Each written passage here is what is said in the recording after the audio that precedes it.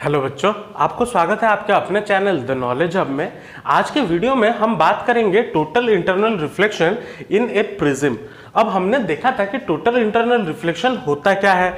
अब उसमें क्या होता है, जब एंगल ऑफ इंसिडेंस हमारा क्रिटिकल एंगल से बड़ा हो जाता है तो जो लाइट होता है वो अपने ही मीडियम पे बाउंस कर जाता है, बाहर नहीं जाता, रिफ्रैक्ट नहीं होता, रिफ्लेक्ट कर जाता है। उसी चीज को हम यूज करेंगे प्रिज्म में। अब तो आप लोगों के दिमाग में ये चीज आ रही होगी कि सर हम प्रिज्म में रिफ्लेक्ट अगर करवाना है तो हम मिरर से करवा लेंगे, हम प्रिज्म से क्यों करवाएं? वो एक क्वेश्चन आता है। तो हम प्रिज्म से इसलिए रिफ्लेक्ट करवा रहे हैं क्योंकि जो टीआईआर होता है ना, टीआईआर और नॉर्मल जो रिफ्लेक्शन है उन दोनों में क्या मेनली डिफरेंस है। तो जो मेन डिफरेंस है वो आपको ये मिलेगा कि जो टीआईआर में आपको रिफ्लेक्शन या फिर जो क्वालिटी ऑफ इमेज मिलेगा वो आपका बहुत अच्छा होगा, क्योंकि इसमें लाइट कुछ एब्जॉर्ब नहीं होगा और जो सारा लाइट होगा 100% ऑफ लाइट जितना अंदर आ रहा है उतना ही बाहर आपको मिलेगा, मतलब आपको रिफ्लेक्ट करके दिया जाएगा। लेकिन जब हम नॉर्मल ग्लास सरफेसेस में रिफ्लेक्ट करते हैं तो उसमें से कुछ अमाउंट ऑफ लाइट रिफ्लेक्ट करके बाहर निकल जाते थे, तो जो क्वालिटी ऑफ द लाइट होता था वो हमें अच्छा, या फिर जो क्वालिटी ऑफ द इमेज होता था वो हमें अच्छा नहीं मिल पाता था। तो इसीलिए हम यूज करते हैं प्रिज्म। और प्रिज्म में कुछ हम तीन तरीके का प्रिज्म जनरली यूज करते हैं। एक होता है 90, 45 और 45 डिग्री, मतलब एक आइसोसेलेस प्रिज्म जिसका एक एंगल 90 डिग्री होगा और बाकी दोनों एंगल जो होंगे प्रिज्म के वो 45 डिग्री होंगे। और दूसरा आता है इक्विलेटरल प्रिज्म उसे बोलते हैं, या फिर उसका जो हर एंगल्स जो है उसका वो होगा 60 डिग्री ईच। और जो तीसरा आता है वो होता है 90, 60, 30 डिग्री। अब हम क्या करेंगे, इस चीजों का हम रे डायग्राम बनाएंगे और समझेंगे कि ये सब चीजें रिफ्लेक्शन होती कैसी है। अब बात ये आती है कि सर ये इंपॉर्टेंट है या नहीं, क्या हम इसको स्किप कर सकते हैं? तो बच्चों नहीं, ये कंपलसरी पार्ट में ये इसका क्वेश्चन आता है और रे डायग्राम कंप्लीट करने का जो क्वेश्चंस आते हैं, अगर आप इसका कॉन्सेप्ट अच्छे से नहीं समझे तो वो रे डायग्राम आप नहीं कर पाओगे। तो हम एक एक करके जो रे डायग्राम होते हैं, जनरली आपको 6 रे डायग्राम इसमें से मिलेंगे, तो 5 रे डायग्राम आपको मिलेंगे। हम जनरल 5 रे डायग्राम करेंगे और उसको एक एक करके समझेंगे ताकि अपना जो कॉन्सेप्ट है वो अच्छे से क्लियर हो जाए। तो बच्चों जो पहला केस आता है इसमें क्या आता है, जो 45, 90 और 45 प्रिज्म में जो पहला केस आता है, हम क्या कर रहे हैं, to deviate the light by 90 degree, मतलब एक रे ऑफ लाइट है जिसको हम 90 डिग्री से मोड़ना चाहते हैं। तो हम क्या करेंगे, मान लीजिए यहां से हमारा रे ऑफ लाइट परपेंडिकुलरली इसके ऊपर गिरा। अब इसके ऊपर अगर हम दो रे ऑफ लाइट लेके चलते हैं ताकि हमें कंफ्यूजन ना हो और हमें अच्छे से समझ में भी आ जाए। अब देखिए 2 रे ऑफ लाइट ऐसे गया, इस पे गिरा, और एज बिकॉज ये ए बी के ऊपर परपेंडिकुलर है तो ये क्या करेगा, अंदर घुस जाएगा, क्योंकि वहां पे डेविएट नहीं होगा, क्योंकि हमें पता है जब भी परपेंडिकुलर पे लाइट गिरता है तो वो क्या करता है, वो डेविएट नहीं करता और सीधा सीधे अपने पाथ में चले जाता है। तो यहां से गया इधर गिरा, अब यहां से भी इधर गिरा। अब देखिए यहां पे जो नॉर्मल होगा कुछ इस तरह का होगा, ये नॉर्मल होगा, और ये जो एंगल हमारा होगा ये 45 डिग्री होगा। क्यों? अगर इसको यहां पे हम एक पैरेलल लाइन डालें और ये ट्रांसवर्सल हो गया तो ये 45, अच्छा ये ट्रांसवर्सल हो गया तो ये 45 और ये भी 45 होना जरूरी है, तो ये भी 45 डिग्री हो गया। अब हमें पता है जो एयर ग्लास का इंटरफेस होता है, जो क्रिटिकल एंगल होते हैं फॉर एयर एंड ग्लास, तो C for glass and air interface, उसके लिए कितना होता है 42 डिग्री। अब 42 डिग्री से ये ज्यादा है 45 डिग्री पे, तो जाहिर सी बात है अगर 45 डिग्री है तो वो बाहर नहीं जाएगा और उसी मीडियम पे फिर से बाउंस बैक कर जाएगा। तो ये लाइट क्या करेगा, बाहर ना जाके ऐसे नीचे की तरफ आ जाएगा। अब ये जो इसके ऊपर गिरा ये भी परपेंडिकुलरली गिरा, ऐसे परपेंडिकुलर गिरा, तो ये हमारा बाहर ऐसे सीधा सीधे आ जाएगा। तो यहां पे जो रे ऑफ लाइट था वो हमारा क्या हो गया, by 90 degree ray of light हमारा टर्न हो गया, मतलब ऐसे था तो इट मेक्स ए 90 डिग्री, इस तरीके से वो टर्न हो गया। अब आप बोलोगे कि सर यहाँ पे 45 90 डिग्री ही क्यों हुआ, क्योंकि एज बिकॉज ये 45 है और रिफ्लेक्शन का ये रूल है एंगल ऑफ इंसिडेंस और एंगल ऑफ रिफ्लेक्शन सेम होना चाहिए, तो ये हो गया एंगल ऑफ इंसिडेंस 45, तो जाहिर सी बात है ये भी 45 होगा, तो यहाँ पे हमारा 90 डिग्री का टर्न हुआ, तो हमने यहाँ पे क्या लिख दिया, जो लाइट है वो 90 डिग्री से टर्न हो गया। अब आते हैं दूसरे केस पे। दूसरा केस क्या है, to deviate the light by 180 degree. अब 180 डिग्री मतलब उसको उल्टा करना है, ठीक है। मान लीजिए यहां पे हमारा ऑब्जेक्ट है ऐसा, ठीक है, और ऑब्जेक्ट से ऐसे लाइट गिर रहा है इसके ऊपर, चलो यहां पे भी अच्छे से हम समझ के चलते हैं, ऐसे इस बाउंड्री पे लाइट गिरा। अब अगर बाउंड्री पे, अच्छा वो करने से पहले इधर ये कहां पे यूज होता है वो हम समझ लेते हैं, क्योंकि यूजेस भी कभी कभी पूछ लेता है एग्जाम्स में।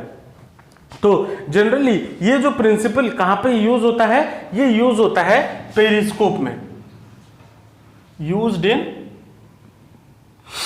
पेरिस्कोप। ये जो प्रिंसिपल है, मिरर के जगह पे हम प्रिज्म यूज करते हैं ताकि जो इमेज हमें मिले वो अच्छा सा, एक अच्छा क्वालिटी का इमेज हमें मिले। अब ये जो 180 डिग्री पे यहां पे लाइट इधर गिरा, अब एज बिकॉज ये परपेंडिकुलरली गिर रहा है तो ये डेविएट अपने पाथ से नहीं करेगा, तो ये सीधा सीधी अपने रास्ते निकल जाएगा और इस वॉल पे टकराएगा। अब इस वॉल पे टकराने के बाद फिर क्या हो जाएगा, यहां पे भी 45 डिग्री बनाएगा, क्योंकि ये नॉर्मल हो गया, तो ये 45, तो ये भी 45 और ये भी 45, तो यहां से ये क्या करेगा, फिर से सीधा चला जाएगा, क्योंकि एंगल ऑफ इंसिडेंस और एंगल ऑफ रिफ्लेक्शन हमारा क्या होता है, सेम होता है। अब एज बिकॉज यहां पे टकराया, यहां पे भी एक नॉर्मल बना और यहां पे भी एक नॉर्मल बना, अब ये भी 45 डिग्री होगा और ये भी 45 डिग्री होगा। क्यों, क्योंकि अगर हम यहां पे एक पैरेलल लाइन ड्रॉ करें और ये अगर ट्रांसवर्सल हुआ तो ये भी 45, तो ये 45 और ये भी 45, तो यहां पे भी वो बाहर नहीं जाएगा, तो वो क्या करेगा, फिर से रिफ्लेक्ट करेगा, कितना एंगल का, वही 45 डिग्री, क्योंकि एंगल ऑफ इंसिडेंस और एंगल ऑफ रिफ्लेक्शन सेम होता है। तो ऐसे आ गया। अब ये आ गया बाहर, क्योंकि यहां पे 90 डिग्री पे हिट कर रहा है। अब देखिए अगर हम इस पाथ को ट्रेस करें तो ये वाला इधर गया, इधर आया, इधर आया, मतलब इसका जो पूंछ है यहां पे वो पूंछ होगा और इसका जो हेड है, मतलब इस एरो का जो हेड है वो कहां पे आएगा, इधर, तो ये वाला, तो ऑब्जेक्ट ये हमारा क्या हो गया, उल्टा। तो पहले ऐसे था, अब इसको हमने ऐसे उल्टा कर दिया, तो यहां पे ये जो ऑब्जेक्ट हमारा बना वो 180 डिग्री उल्टा हो गया, जो कि हमारा मोटिव था, to deviate the light by 180 degree. अब ये कहां पे यूज होता है, ये जनरली यूज होता है binocular, used in binoculars and camera.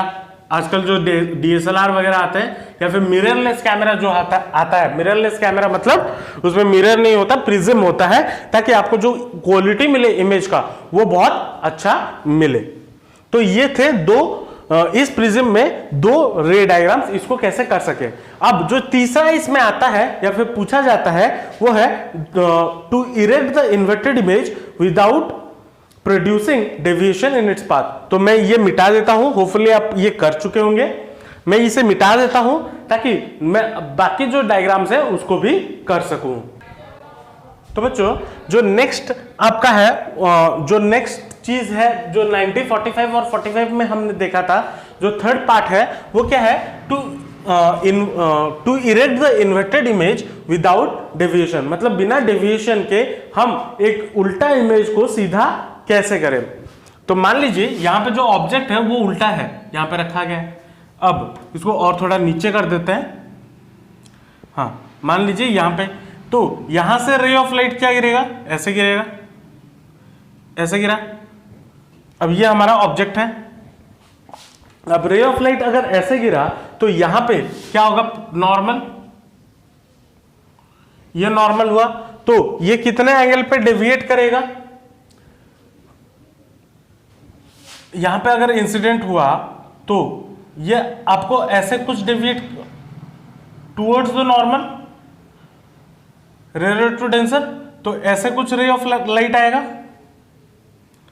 अब रे ऑफ लाइट कुछ ऐसा आया, अब जब ऐसा आया तो यहां से फिर बाउंस बैक करना चाहिए, लेकिन यहां पे ये जो एंगल बनेगा वो हमारा 45 डिग्री होगा। तो अगर 45 डिग्री हुआ तो वो हमारा बाहर नहीं आके वहां पे रिफ्लेक्ट कर जाएगा। तो ऐसे एक तो ये, दूसरा ये, due to total internal reflection. अब क्या होगा, अब यहां पे जब हिट किया तो यहां पे भी नॉर्मल बनेगा। तो नॉर्मल कैसा होगा इधर,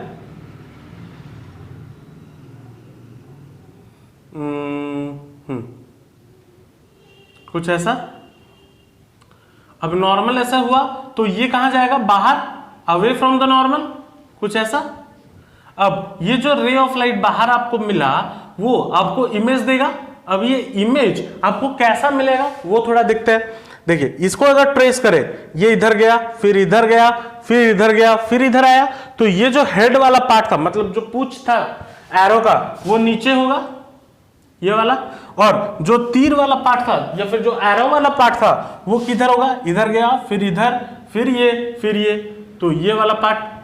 तो यहां पे इमेज हमें मिला आई। तो जो ऑब्जेक्ट ऐसा था वो वहां पे जाते जाते उल्टा हो गया। तो और यहां पे हमारा कोई भी डेविएशन नहीं हुआ, बस टोटल टीआईआर का रिफ्लेक्शन या टीआईआर का कॉन्सेप्ट यूज करके हमने जो इन्वर्टेड इमेज था उसको हमने इन्वर्टेड ऑब्जेक्ट था उसको हमने सीधा इमेज बना दिया या फिर इरेक्ट इमेज बना लिया।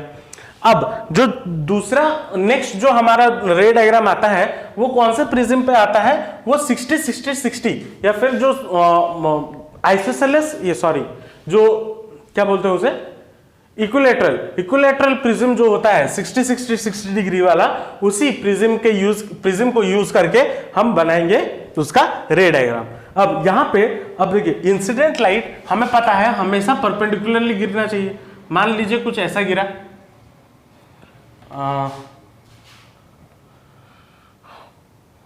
इसके साथ परपेंडिकुलर, ये मान लीजिए 90 डिग्री इधर गिरा, ठीक है। अब इधर गिरने के बाद अब ये परपेंडिकुलरली गिर रहा है। अच्छा इसको थोड़ा नीचे बना देते हैं ताकि डायग्राम अच्छा दिखे। हाँ मान लीजिए ऐसे परपेंडिकुलरली यहां पे गिरा, इसके ऊपर 90 डिग्री। अब परपेंडिकुलरली गिरा तो ये विदाउट डेविएशन कहां चला जाएगा, इधर गिर जाएगा, इधर गिरा। अब इधर गिरने के बाद क्या होगा, क्या ये रे ऑफ लाइट बाहर जाएगा? आंसर है कि नहीं। क्यों बाहर नहीं जाएगा? क्योंकि अगर मैं यहां पे एक नॉर्मल ड्रॉ करता हूं, ठीक है, देखना समझना, नॉर्मल ड्रॉ करता हूं तो ये वाला, और इधर नॉर्मल ड्रॉ करता हूं और ये हमारा ट्रांसवर्सल हो गया, तो ये 60 डिग्री, तो अगर ये 60 डिग्री हुआ तो ये भी 60 डिग्री होगा। अब अगर ये 60 डिग्री होगा तो वो तो बाहर जा ही नहीं सकता, तो ये क्या करेगा, बाहर अगर नहीं जाएगा तो अंदर रिफ्लेक्ट कर जाएगा। तो अगर अंदर रिफ्लेक्ट करेगा तो कितना डिग्री बनाएगा, ये भी 60 डिग्री बनाएगा, ये वाला एंगल, ये भी 60 डिग्री होगा क्योंकि ये भी 60 डिग्री पे गिरा था। अब 60 डिग्री 60 डिग्री, अब ये तो अंदर गिर गया।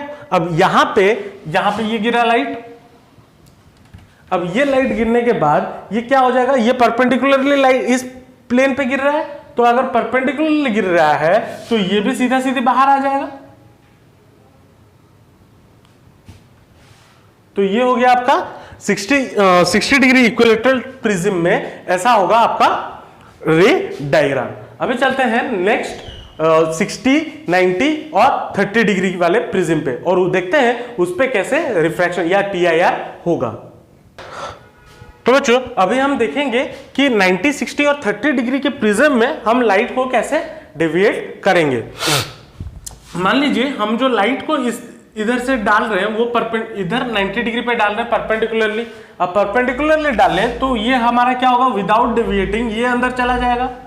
अब अंदर चला गया तो ये हमारा नॉर्मल बना, तो ये वाला एंगल हमारा कितना हो जाएगा, ये 60 डिग्री। अब ये अगर 60 डिग्री हुआ तो ये भी डेविएट करेगा, क्योंकि जो हमारा क्रिटिकल एंगल होता है वो 42 डिग्री होता है, तो ये 60 डिग्री हुआ तो इधर से भी हमारा 60 डिग्री से ये चलेगा, तो ये हो गया 60 डिग्री। अब 60 डिग्री हुआ, अब यहां पे ये हिट करा, अब यहां पे जो हिट करा यहां पे नॉर्मल, तो ये वाला एंगल हमारा कितना हो जाएगा, ये हमारा 30 डिग्री। अब अगर 30 डिग्री हुआ तो ये अवे फ्रॉम द नॉर्मल, तो ये बाहर चला गया ऐसे रे ऑफ लाइट, तो ये हमारा 60, 90, 60 और 30 डिग्री के प्रिज्म में कुछ ऐसा होता है। अब क्या हमेशा ऐसा होगा, तो आंसर है नहीं, कुछ कुछ चीजों में यहां पे ये रिफ्लेक्शन नहीं होंगे। फॉर एग्जाम्पल अगर हम लाइट को ऐसे डलवाएं, तो अगर हम ऐसे लाइट को डलवा रहे हैं तो ये 30 डिग्री बनाएगा, और अगर 30 डिग्री बनाता है वो तो क्रिटिकल एंगल से कम है, तो ये क्या करेगा, बाहर रिफ्लेक्ट कर जाएगा। तो non occurrence of the TIR, तो इसमें नॉन ऑकरेंस कब होगा, मतलब कब TIR होगा नहीं इसमें, जब आई हमारा क्या हो जाएगा, less than 60 degree. Less than 60 degree मतलब जब 30 डिग्री होगा, और कब होगा, जब हम रे ऑफ लाइट को इस फेस पे अगर ऐसे हिट करवाते हैं परपेंडिकुलरली, या फिर कोई भी ऐसे एंगल पे जब 60 डिग्री से अगर हमारा एंगल ऑफ इंसिडेंस कम होता है, तब यहां पे PIR नहीं होगा। तो ये थे कुछ एग्जाम्पल्स या फिर रे डायग्राम्स जो आपको एग्जाम्स में मिल सकते हैं, और आपको क्वेश्चंस भी इसके रिलेटेड पूछ सकता है। तो होपफुली आपको ये चीजें समझ में आई होंगी। अब यहां पे दूसरा चीज जो आता है कि हम मिरर क्यों यूज करें, जो मैंने स्टार्टिंग में भी बताया था कि हम प्रिज्म क्यों यूज करें एज कंपेयर टू मिरर। तो मिरर हम यूज करने पे हमारा बहुत सारा लाइट, उसका इंटेंसिटी कम हो जाता था, तो उसका अगर इंटेंसिटी लाइट का कम हो गया तो उसका क्वालिटी भी कम हो जाता था। अब अगर क्वालिटी कम हो जाता था तो हम उसको बेहतर करने के लिए हम मिरर के बदले में प्रिज्म यूज कर सकते हैं। लेकिन प्रिज्म में कुछ कुछ डिमेरिट्स भी हैं। अब डिमेरिट्स क्या है कि जो कंडीशन होना चाहिए, जो लाइटनिंग कंडीशन होना चाहिए वो पूरा एक्यूरेट होना चाहिए। अगर इधर उधर हुआ तो वो TIR नहीं कर पाया। तो दोनों का बेनिफिट है, दोनों का मेरिट्स भी है, दोनों का डिमेरिट्स भी है। लेकिन इसका मेन मेरिट क्या है कि जो इंटेंसिटी होता है वो हमें 100% मिलेगा, कुछ लॉसेस नहीं होने वाले।